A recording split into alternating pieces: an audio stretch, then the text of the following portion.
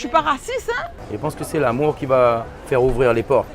Mais on est envahi. La fraternité, pour moi, c'est un peu le début du paradis.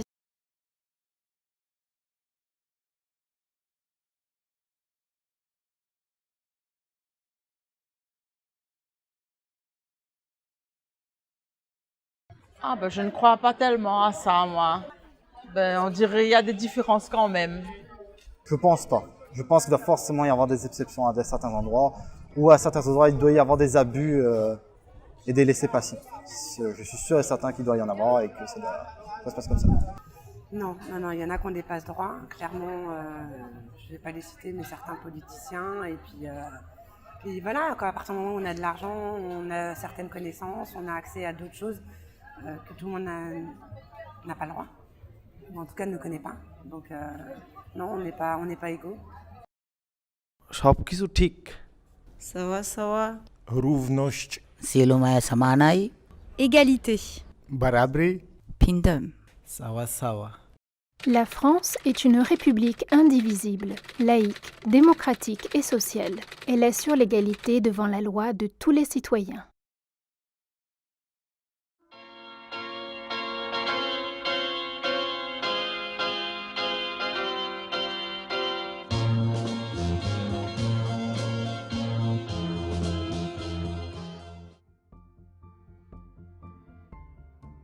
Mohamed et Abdoul ont deux points communs. Ils ont tous les deux des parents de nationalité comorienne et ils sont tous les deux nés sur le territoire français.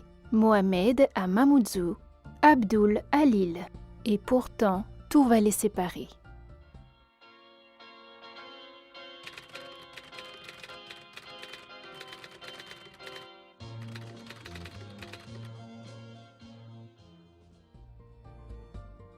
Tous les enfants, quelle que soit leur situation, doivent pouvoir accéder aux services publics de l'enseignement.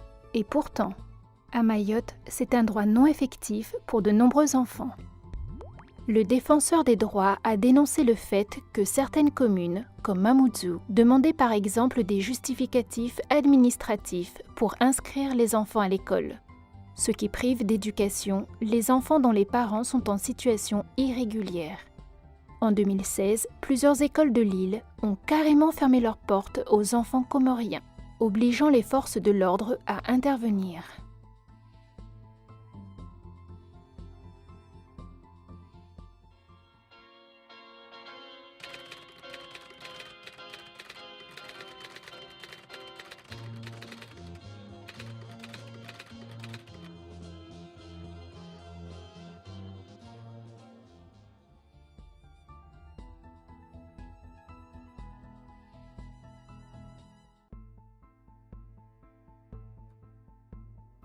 Pour moi, un enfant qui est né en France est français. Je suis née en France et je suis française. Le droit du sol, je trouve que c'est quand même quelque chose. On est en France, on peut être français. Je ne vois pas pourquoi on refuserait quelque chose comme ça à un enfant en fait. Lui, c'est pas lui qui a choisi. Oui, parce que c'est le droit du sol, donc on ne doit pas revenir là-dessus. Hein. C'est le droit du sol, c'est la loi française. Moi, je suis tout à fait pour ça. Moi, je me considère comme, oui, je pense qu'on descend tous du singe, on est tous venus d'Afrique. Et malheureusement, il y a des gens qui sont restés plus proches du singe avec leurs théories racistes. Hein. Tous les enfants nés sur le territoire français devraient acquérir automatiquement la nationalité française. Et pourtant, les enfants naissant à Mayotte de parents non munis d'un titre de séjour depuis au moins 3 mois n'accéderont plus à la nationalité française à leur adolescence, malgré leur ancienneté de résidence en France.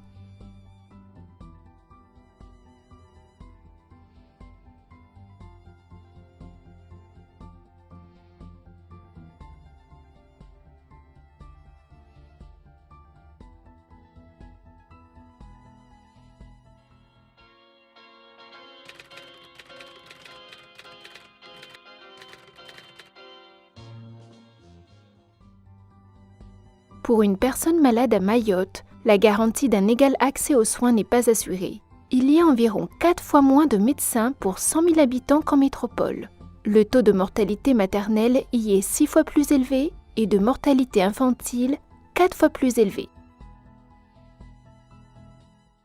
Alors la première difficulté à Mayotte est que les droits ne sont pas les mêmes par rapport à la métropole et qu'il n'existe pas l'AME ni la CMU.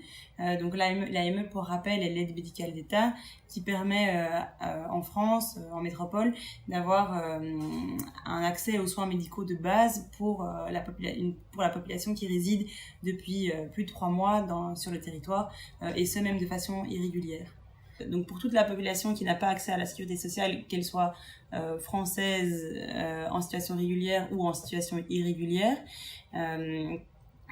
c'est du coup très difficile d'accéder aux soins. Le premier frein est le frein financier.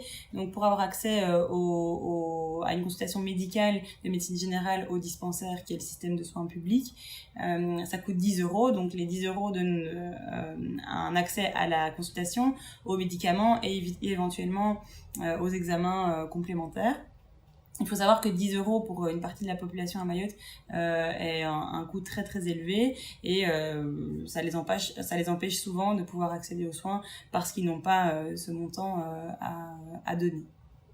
Ce qui est compliqué aussi, c'est donc le trajet pour aller jusqu'au dispensaire. Donc soit les patients y vont à pied ou alors ils doivent y aller en taxi. Ils n'ont pas toujours l'argent pour pouvoir se déplacer en taxi. Quand ils y vont à pied, ils ont aussi parfois très peur d'être interpellés par la police sur le trajet. Et donc ça les limite très fort dans leur déplacement et donc dans leur accessibilité aux soins. Donc d'autres difficultés qui me sont aussi fréquemment rapportées par les patients lorsqu'ils vont au dispensaire, ce sont les discriminations dont ils sont victimes.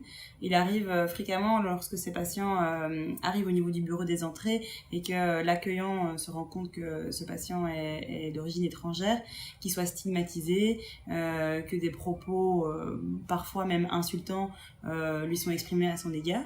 Et donc ils n'ont plus envie de se tourner vers ce système, ce qui peut du coup entraîner un retard au niveau des soins et de la prise en charge.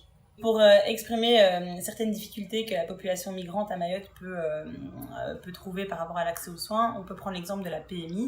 Donc, la PMI, c'est la protection materno-infantile qui prend en charge gratuitement les enfants de 0 à 6 ans, indépendamment de leur situation administrative. Donc il se fait qu'à Mayotte, la PMI ne fonctionne pas comme elle devrait et donc pour le suivi de ces enfants, pour la vaccination, c'est très compliqué. Alors la population en situation régulière et qui a accès à la sécurité sociale peut du coup avoir accès aux soins libéraux, mais ce qui n'est pas possible pour la population migrante.